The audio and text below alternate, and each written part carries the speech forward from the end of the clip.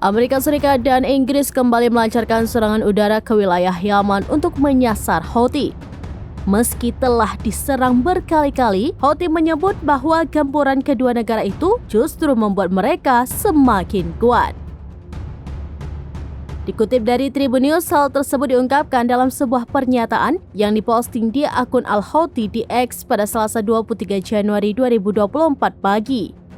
Dalam cuitannya, Al-Houthi mengatakan bahwa Amerika dan Inggris harus memahami bahwa rakyat Yaman tidak tahu bagaimana harus menyerah.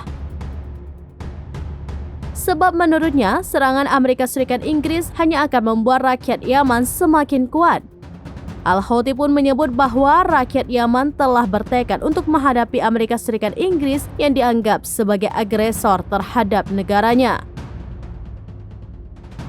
Diketahui sebelumnya Amerika Serikat dan Inggris kembali menyerang Yaman pada Senin 22 Januari 2024 malam. Serangan itu berhasil menghantam 8 lokasi sasaran yang berada di bawah kendali Houthi. Komando Pusat Amerika Serikat menjelaskan serangan yang dilancarkan tepat sebelum tengah malam tersebut memanfaatkan sekitar 25-30 amunisi berpemandu presisi.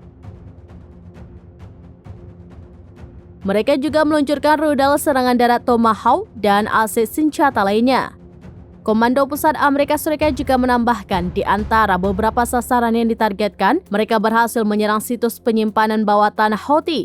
Mereka juga mengklaim telah menyerang lokasi lain yang terkait dengan kemampuan pengawasan udara dan rudal Houthi.